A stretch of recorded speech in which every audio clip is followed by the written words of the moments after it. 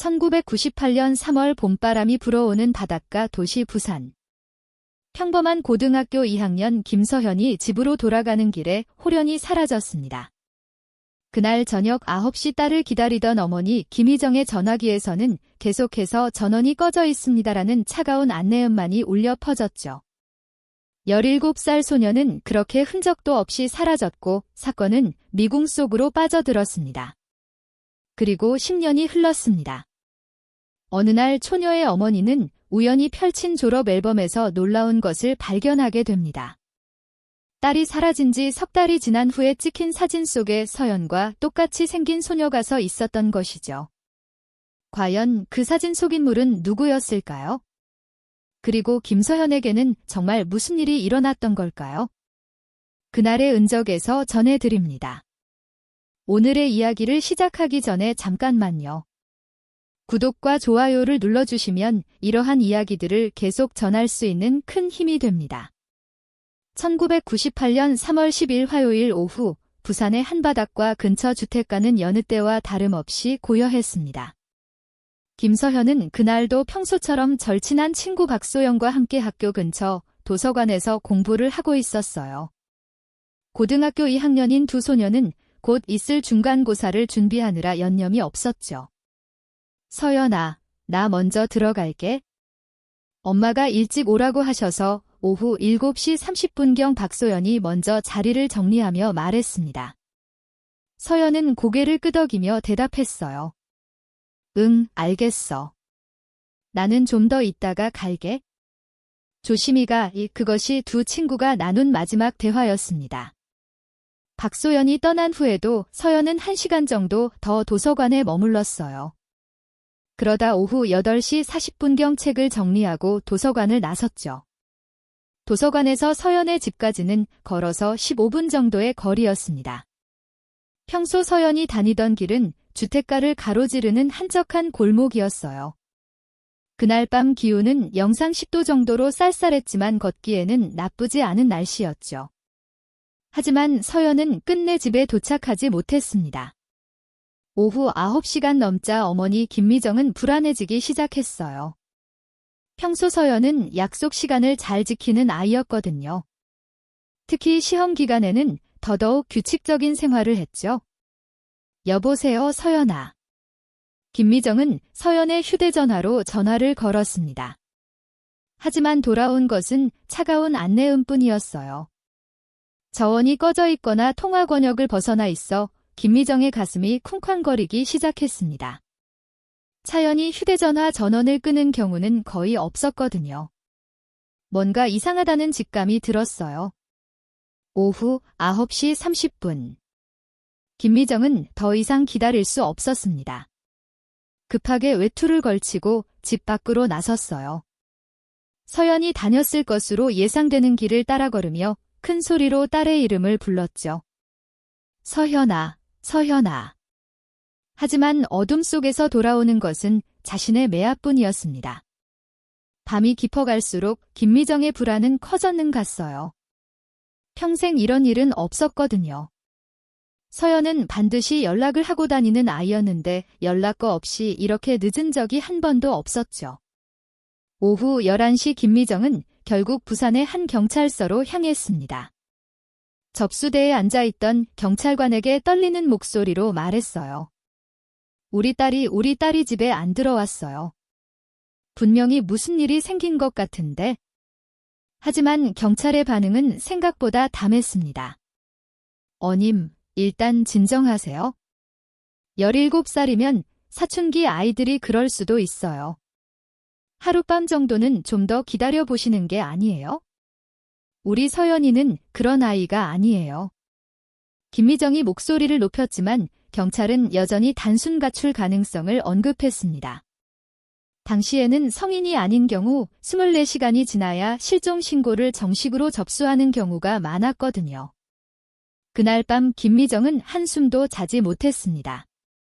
계속해서 서연의 휴대전화로 전화를 걸었지만 돌아오는 대답은 여전히 같았어요. 전원이 꺼져 있거나 새벽이 밝아오자 김미정은 다시 경찰서로 달려갔습니다. 이번에는 더욱 간절한 목소리로 도움을 요청했어요. 제발 우리 딸을 찾아주세요. 분명히 무슨 일이 생긴 거예요. 1998년 3월 11일 수요일 아침 부산의 한 경찰서는 분주해졌습니다. 김서현의 실종 신고가 정식으로 접수된 것이죠. 담당 형사로 배정된 최재훈은 15년 경력의 베테랑이었어요. 하지만 그 역시 이런 케이스는 처음이었습니다. 흔적도 단서도 전혀 없이 사라진 17살 소녀 말이에요. 어님 서연이가 평소 어떤 아이였는지 자세히 말씀해 주세요. 최재호 형사가 김미정에게 물었습니다. 김미정은 눈물을 훔치며 대답했어요. 조용하고 내성적인 편이에요. 하지만 친한 친구들한테는 밝게 웃는 아이거든요. 성적도 중상위권이고 특히 독서를 정말 좋아해요. 혹시 최근에 이상한 일은 없었나요? 낯선 사람과 연락을 한다거나 평소와 다른 행동을 보인다거나 김미정은 고개를 저었습니다. 전혀요. 시험 준비한다고 매일 도서관만 다녔어요. 집에 와서도 공부만 하고 최재호 형사는 곧바로 수사에 착수했습니다. 먼저 서연의 친구들을 불러 조사를 시작했어요. 가장 먼저 만난 것은 절친한 친구 박소연이었습니다. 소연은 사건 당일 서연과 함께 도서관에서 공부했던 마지막 인물이었죠. 그날 서연이 상태는 어땠나요? 평소와 똑같았어요. 조용히 공부하고 있었고, 그런데 소연이 갑자기 말을 멈췄습니다. 뭔가 기억나는 게 있나요? 제가 먼저 가겠다고 했을 때 사연이가 도서관 앞에서 잠깐 서 있는 것 같았어요. 마치 누군가를 기다리는 것처럼 이 증언은 중요한 단서였습니다. 하지만 소연도 그 이상은 확실하게 기억하지 못했어요. 누구를 기다렸는지는 모르겠어요. 그냥 느낌상 그런 것 같았거든요. 다른 친구들도 비슷했습니다. 서연이 평소와 다른 모습을 보였다는 증언은 없었어요. 다만 한 친구가 흥미로운 이야기를 했습니다. 실종되기 하루 전에 서연이가 교실 참가해서 휴대전화로 누군가와 통화하는 걸 봤어요. 평소에는 학교에서 전화를 잘 안 받는 아이인데 무슨 내용인지 들었나요?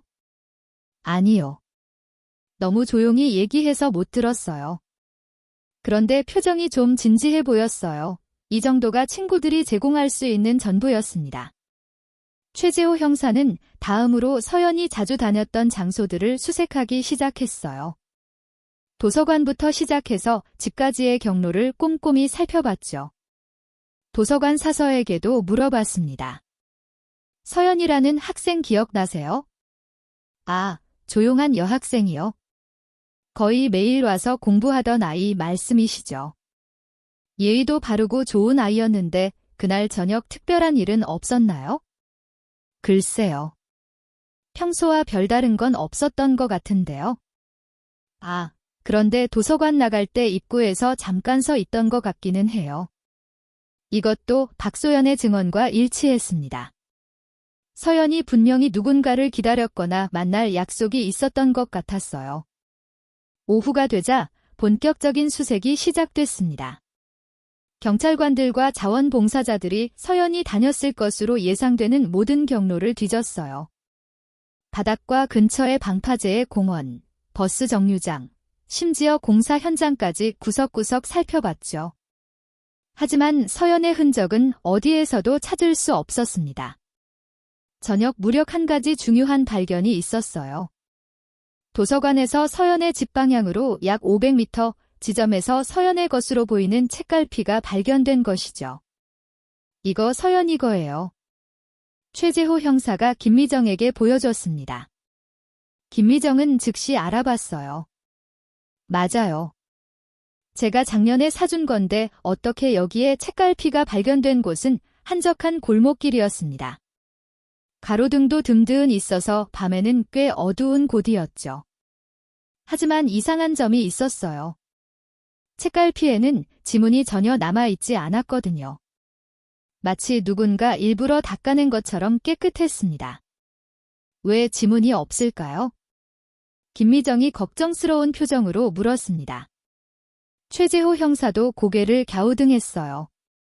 글쎄요. 비가 와서 씻겨 나갔을 수도 있고 아니면 그는 말을 끝까지 하지 못했습니다. 하지만 누구나 같은 생각을 하고 있었어요. 의도적으로 증거를 인멸했을 가능성 말이죠. 그날 밤 수색은 자정까지 계속됐지만 책갈피 외에는 아무것도 발견되지 않았습니다. 김미정은 집으로 돌아가는 차 안에서 계속 울었어요.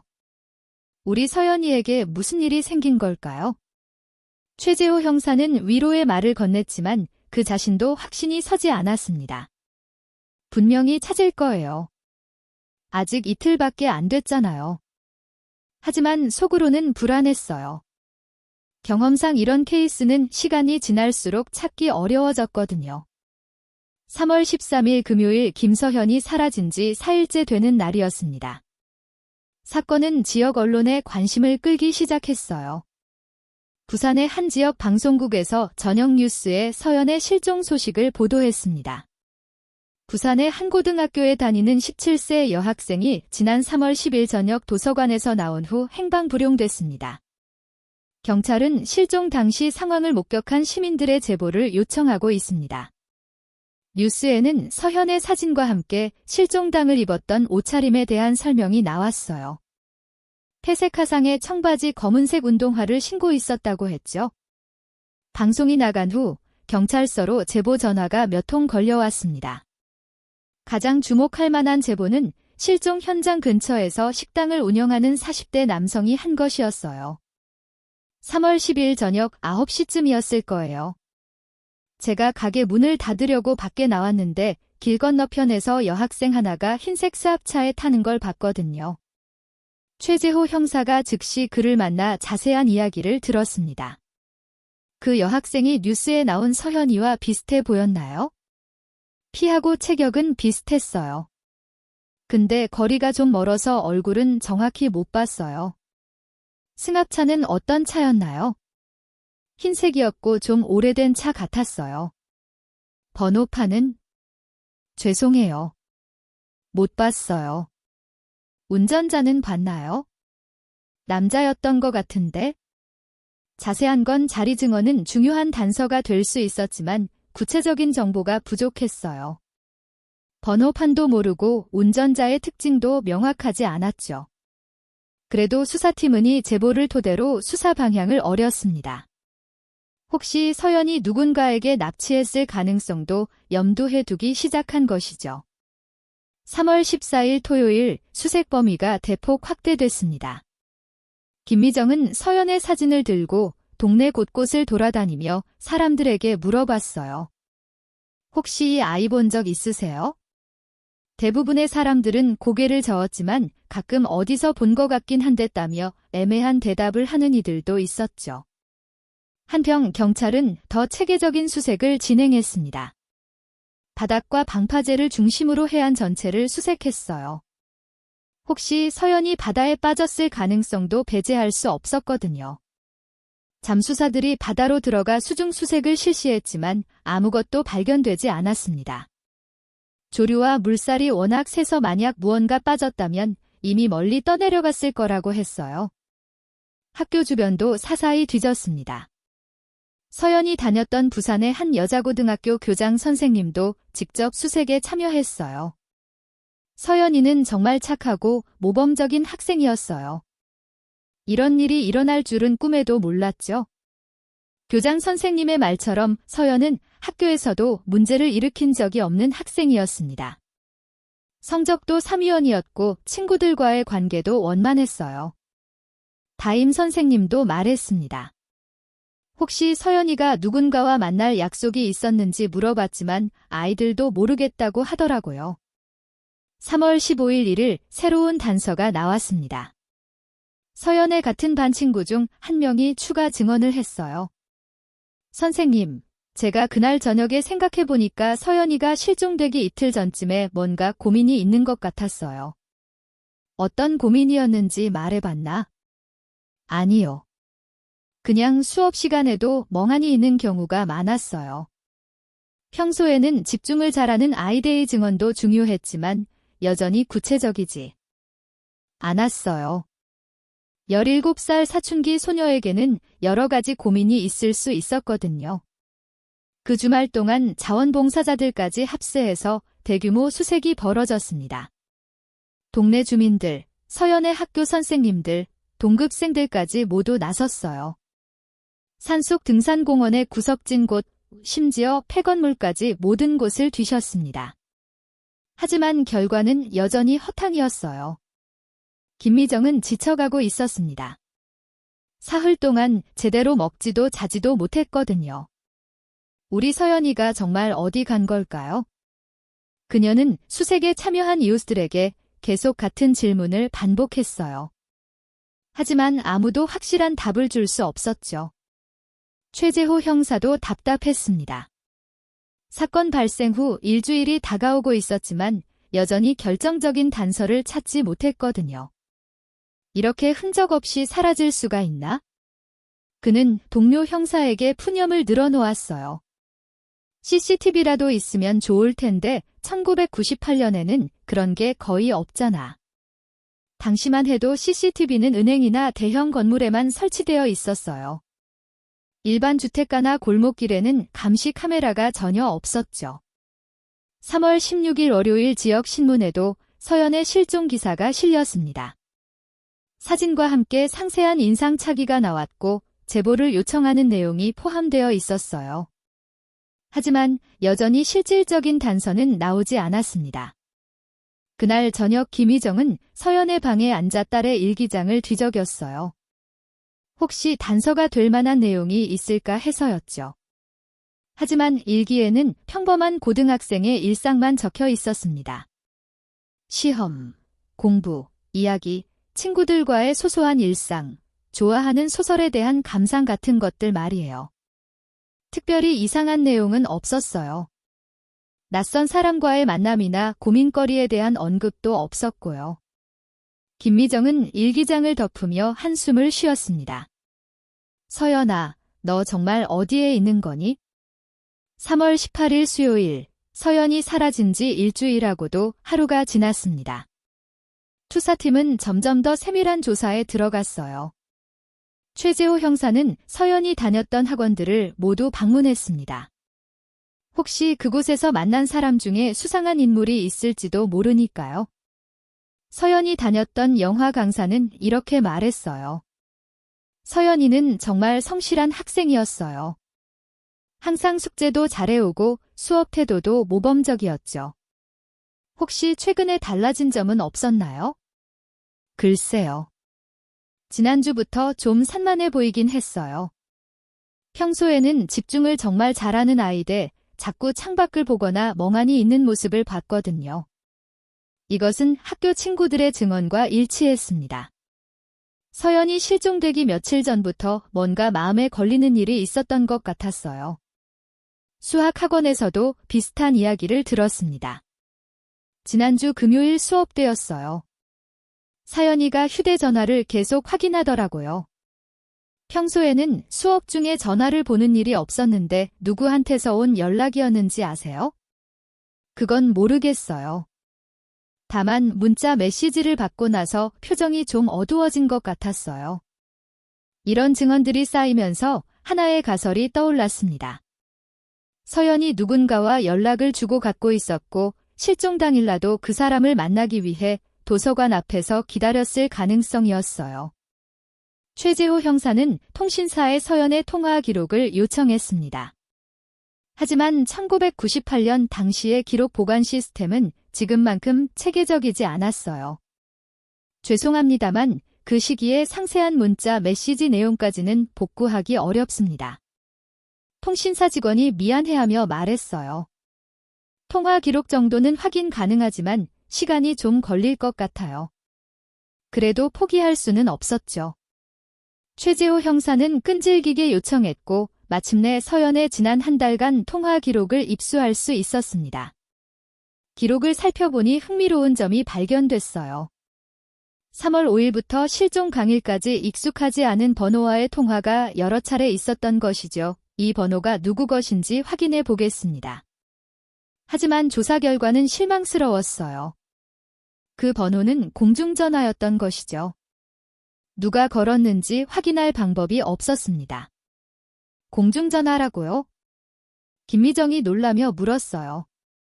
왜 공중전화에서 우리 서연이한테 전화를 했을까요? 그게 의문이에요. 요즘 시대에 공중전화를 쓸 이유가 별로 없거든요.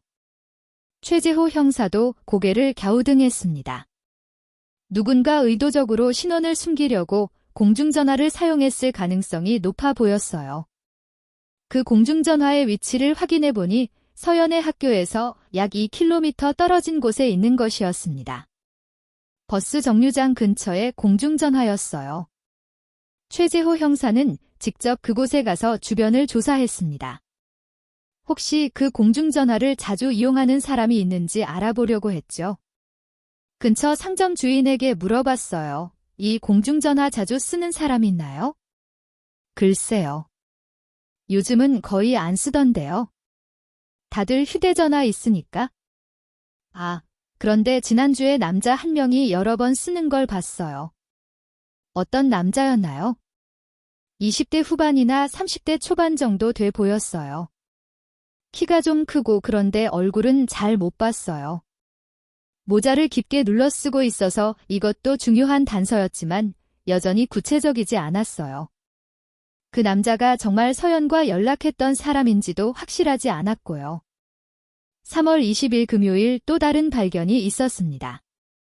서연이 자주 가던 문구점 주인이 경찰서에 연락을 해온 것이죠. 혹시 실종된 여학생 얘기하시는 거죠? 그 아이 관련해서 말씀드릴 게 있어요. 최재호 형사가 급히 문구점으로 향했습니다. 선이가 지난주에 여기 와서 뭔가 사더라고요. 평소에는 공책이나 펜 같은 것만 샀는데 그때는 편지를 샀어요. 편지지요? 네, 예쁜 편지 한 묶음이요. 그런데 그때 표정이 좀 심각해 보였어요. 뭔가 고민이 많은 것 같았거든요. 편지를 산 것도 의미심장했어요. 요즘 아이들은 거의 편지를 쓰지 않는데 서연이 왜 편지를 샀을까요? 혹시 누구한테 편지를 쓴다고 했나요?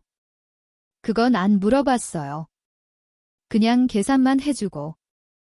최재호 형사는 김희정에게 연락해서 서연의 방을 다시 수색해보자고 했어요. 혹시 편지를 쓰다가 남겨둔 게 있을지도 모르니까요. 김미정과 함께 서연의 방을 뒤져봤지만 편지는 발견되지 않았습니다. 편지를 다 쓴 건지 아니면 가져간 건지. 김미정이 걱정스러운 표정을 지었어요. 우리 서연이가 누구한테 편지를 쓰려고 했던 걸까요? 이 모든 단서들을 종합해보면 하나의 그림이 그려졌습니다. 서연이 누군가와 비밀스러운 연락을 주고받고 있었고 실종 당일도 그 사람을 만나려고 했을 가능성이 높아 보였어요. 하지만 그 누군가가 과연 누구였을까요? 그리고 서연에게 무슨 일이 일어났던 걸까요? 3월 21일 토요일 최재호 형사는 수사팀 회의를 소집했습니다. 지금까지 나온 단서들을 정리해 보겠습니다. 화이트보드에 하나씩 적어 나갔어요. 첫째, 서연이 실종 며칠 전부터 평소와 다른 모습을 보였다. 둘째, 공중전화에서 걸려온 여러 통화. 둘째, 공중전화에서 걸려온 여러 통화를 받았다. 셋째, 편지지를 구입했다. 넷째, 실종 당일 도서관 앞에서 누군가를 기다리는 듯 했다. 그리고 흰색 승합차 목격담까지 합치면 동료 형사가 말을 이었어요. 누군가 계획적으로 서연이에게 접근했을 가능성이 높습니다. 하지만 여전히 결정적인 증거는 없었어요. 모든 것이 추측과 정황에 불과했죠. 그날 밤 김미정은 또다시 잠을 이루지 못했습니다. 딸이 사라진 지 열하루가 지나지만 여전히 실마리조차 보이지 않았거든요. 서연아 엄마한테 돌아와 그녀의 작은 중얼거림이 적막한 밤 공기 속으로 사라져 갔습니다. 4월이 되면서 벚꽃이 피기 시작했습니다. 서연이 가장 좋아했던 계절이었어요. 하지만 김미정에게는 가장 잔인한 봄이었죠. 사건 발생 한 달이 지나자 언론의 관심도 점점 줄어들었습니다. 새로운 사건들이 생기면서 서연의 실종은 뒷전으로 밀려났어요.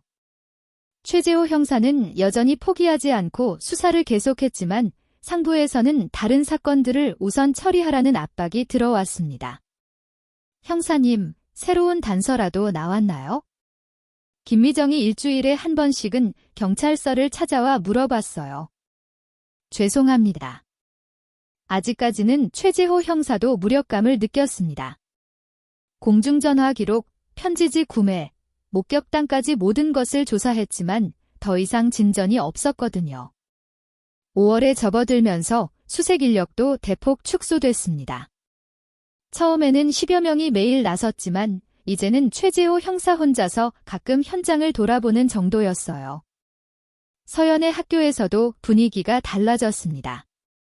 처음에는 모든 학생들이 서연 이야기를 했지만 이제는 거의 언급하지 않았어요.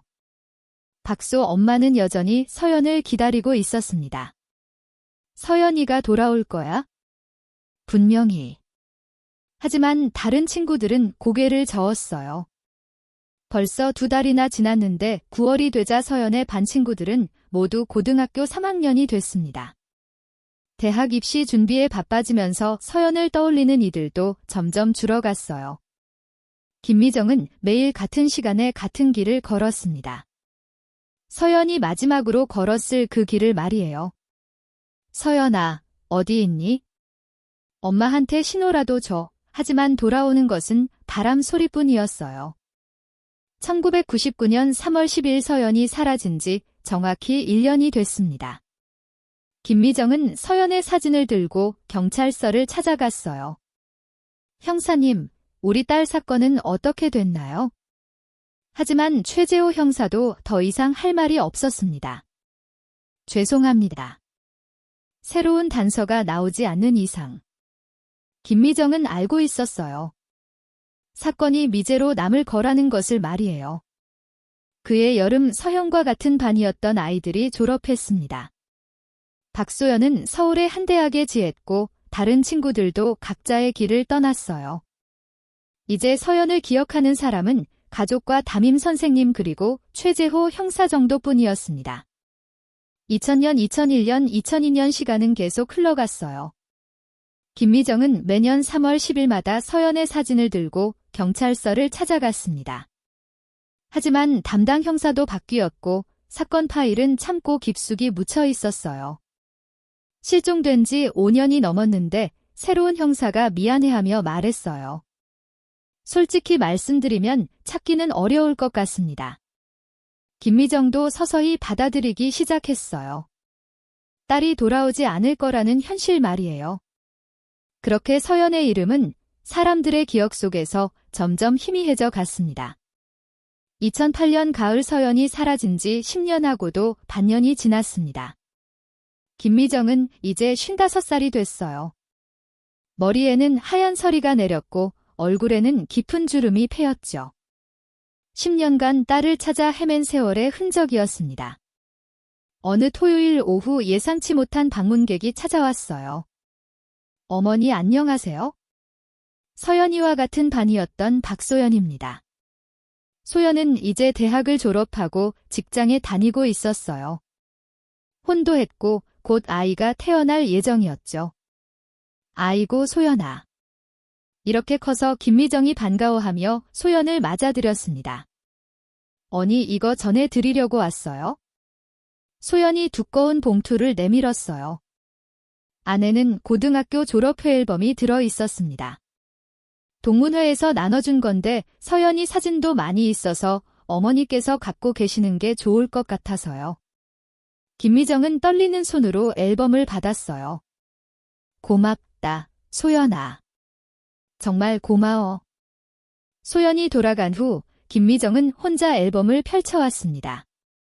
추억 속의 서연이 여기저기에서 미소 짓고 있었어요. 체육대회 때 찍은 사진, 초풍에서 친구들과 함께 웃고 있는 모습, 교실에서 공부하는 모습까지 김미정은 한 장 한 장 넘기며 눈물을 흘렸어요. 우리 서연이 이렇게 예뻤는데. 그런데 한 페이지에서 손길이 멈췄습니다. 체육대회 사진이었어요. 운동장에서 학생들이 응원하는 모습을 찍은 단체 사진이었죠. 그런데 사진 속 학생 무리 뒤편 그림자가 진 곳에 서 있는 한 소녀가 보였어요. 김미정은 눈을 비비며 다시 봤습니다. 이거 그 소녀의 얼굴이 서연과 똑같았어요. 같은 눈매, 같은 표정, 심지어 머리 스타일까지 비슷했죠. 김미정의 심장이 빠르게 뛰기 시작했습니다. 설마 서연이가 하지만 이상했어요. 사진 하단에 적힌 날짜를 보니 1998년 6월 15일이었거든요. 서연이 사라진 지 석 달이 지난 후였어요. 김미정은 돋보기를 가져와서 사진을 자세히 들여다봤습니다. 분명히 서연이었어요. 어머니인 자신이 틀릴 리 없었죠. 그럼 서연이가 살아있다는 건가? 그럼 왜 집에 안 왔을까? 뭔가 생각이 머릿속을 맴부었어요. 혹시 기억을 잃었을까? 아니면 무슨 이유로 돌아올 수 없는 상황일까? 김미정은 바로 경찰서로 달려갔습니다. 우리 딸이 여기 있어요. 사진에 있다고요? 하지만 담당 형사의 반응은 냉담했어요. 어님, 이 사진만으로는 서연 씨라고 확신할 수 없습니다. 아니에요. 제가 어떻게 우리 딸을 못 알아봐요? 사진이 흐릿하고 거리도 멀어서 비슷하게 생긴 다른 학생일 수도 있어요. 김미정은 억울했지만 할 말이 없었어요. 정말로 사진이 선명하지 않았거든요. 그럼 이 사진이 언제 어디서 찍혔는지라도 확인해 주세요. 경찰은 마지못해 조사에 나섰습니다. 촬영 장소는 부산의 한 고등학교 운동장이었어요. 서연이 다녔던 학교였죠. 하지만 그날 체육대회에 참석했던 사람들 중 그 소녀를 기억하는 이는 아무도 없었어요. 그냥 지나가다가 구경했던 사람 아닐까요? 당시 체육대회 담당 선생님이 말했어요. 외부인들도 자유롭게 관람할 수 있었거든요. 김미정은 실망했지만 포기하지 않았어요. 직접 그날 체육대회에 참석했던 학생들을 찾아다니며 물어봤죠. 하지만 10년이 지난 일을 정확히 기억하는 사람은 없었어요. 누가 왔는지까지는 기억 안 나요. 워낙 사람이 많았어서 모든 노력이 헛수고였습니다. 김미정은 집으로 돌아와 다시 앨범을 펼쳤어요. 그 사진을 계속 바라보며 중얼거렸죠. 서연아, 정말 너야? 그럼 왜 엄마한테 안 왔니? 하지만 사진 속 소녀는 아무 대답도 하지 않았습니다. 김미정은 그 앨범 사진을 들고 서연의 옛 친구들을 찾아다니기 시작했어요.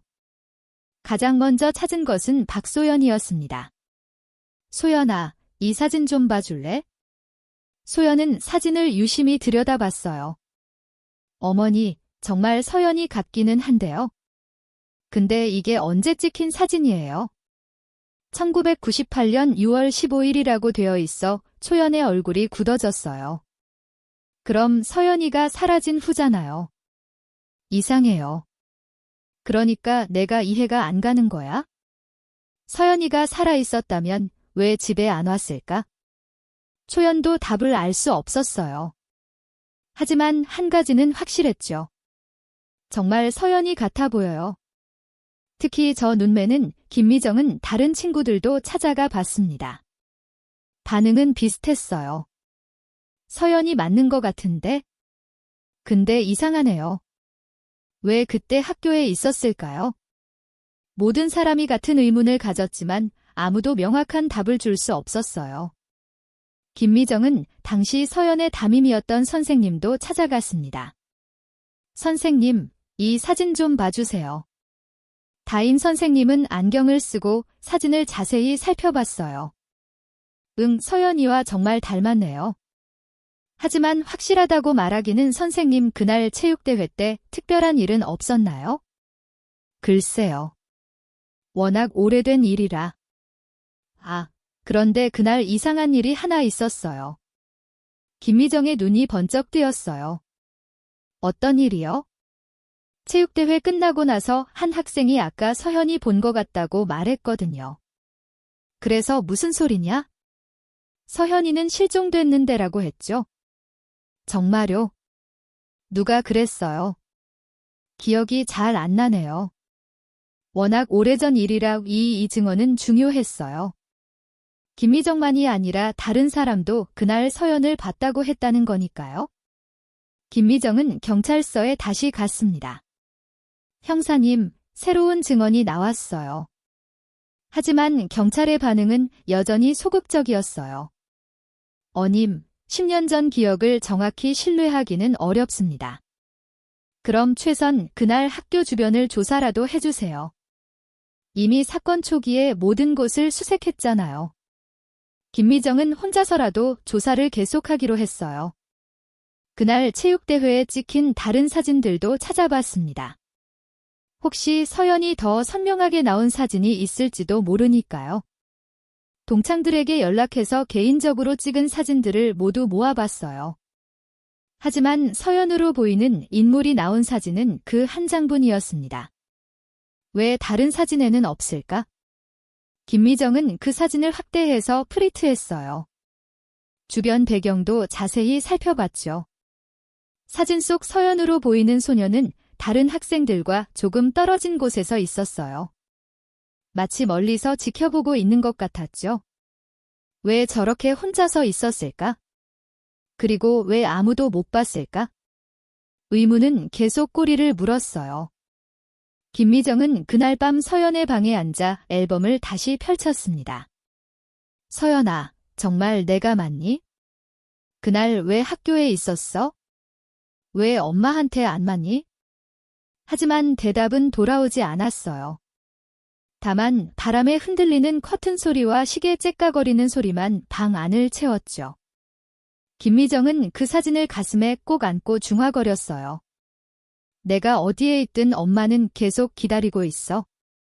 언젠가는 돌아올 거라고 믿고 있어. 10년 만에 발견된 단서였지만 오히려 더 큰 미스터리만 남겼습니다. 서연은 정말 살아 있었던 걸까요? 그렇다면 왜 가족에게 돌아오지 않았을까요? 아니면 그저 닮은 다른 사람이었을까요? 진실은 여전히 미궁 속에 있었습니다. 2008년 겨울이 지나고 2009년 봄이 왔어요. 김미정은 여전히 그 앨범 사진을 드러내며 단서를 찾고 있었습니다. 하지만 시간이 지날수록 새로운 정보는 나오지 않았어요. 그날 체육대회를 기억하는 사람들도 점점 줄어들었고 기억 또한 희미해져 갔죠. 어니 이제 그만 놓아주시는 게 소연이 조심스럽게 말했어요. 서연이도 어머니가 이렇게 고생하는 걸 원하지 않을 거예요. 하지만 김미정은 고개를 저었습니다. 아니야. 저 사진이 마지막 희망이야.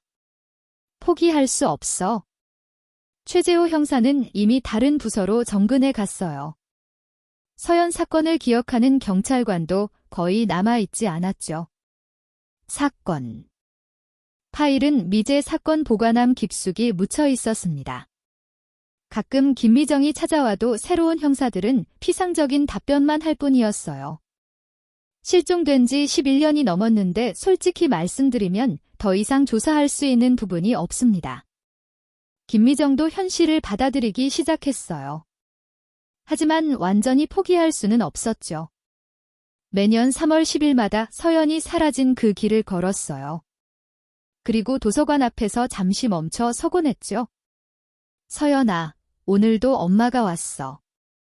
어디에 있는지 몰라도 건강하게 잘 지내고 있기를 바라. 2010년, 2015년, 2020년. 시간은 계속 흘렀습니다.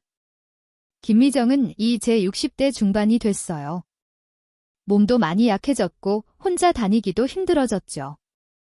하지만 여전히 서연의 방은 그대로 두고 있었어요. 언젠가 돌아올 딸을 위해서였죠. 책상 위에는 그 졸업의 범이 놓여 있었어요. 문제의 사진이 있는 페이지는 접어져 있었죠. 가끔 김미정은 그 페이지를 펼쳐보냈어요. 정말 내가 맞았을까? 아니면 내가 너무 보고 싶어서 다른 사람을 넣으려고 생각한 걸까? 10몇 년이 지나도 답은 나오지 않았어요. 박소연은 이제 두 아이의 엄마가 됐습니다. 가끔 김미정을 찾아와 안부를 물었지만 서연 이야기는 더 이상하지 않았어요.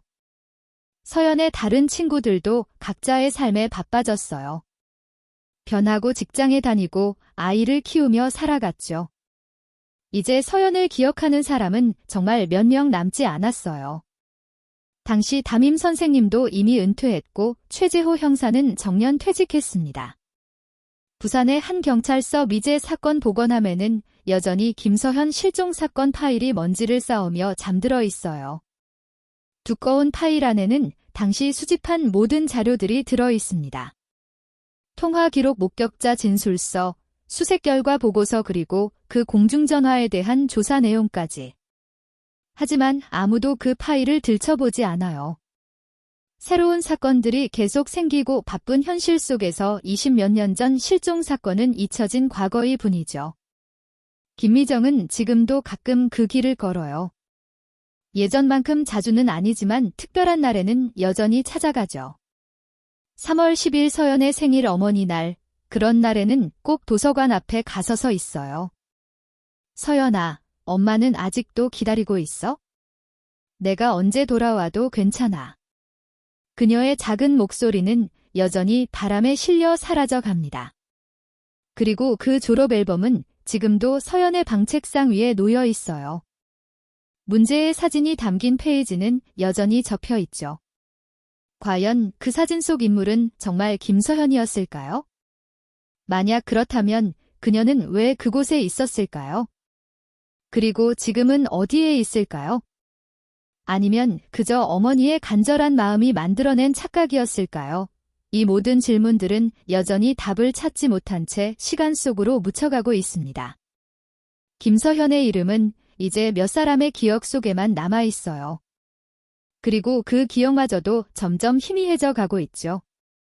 하지만 한 사람 김미종만은 여전히 기다리고 있습니다. 언젠가 모든 진실이 밝혀질 그날을 말이에요. 1998년 3월 10일 저녁 17살 소녀 김서현이 집으로 돌아가는 길에 사라졌습니다. 그 이후 25년이 넘는 시간이었지만 그녀에게 무슨 일이 일어났는지는 여전히 미스터리로 남아있어요. 이 사건이 우리에게 주는 교훈은 무엇일까요?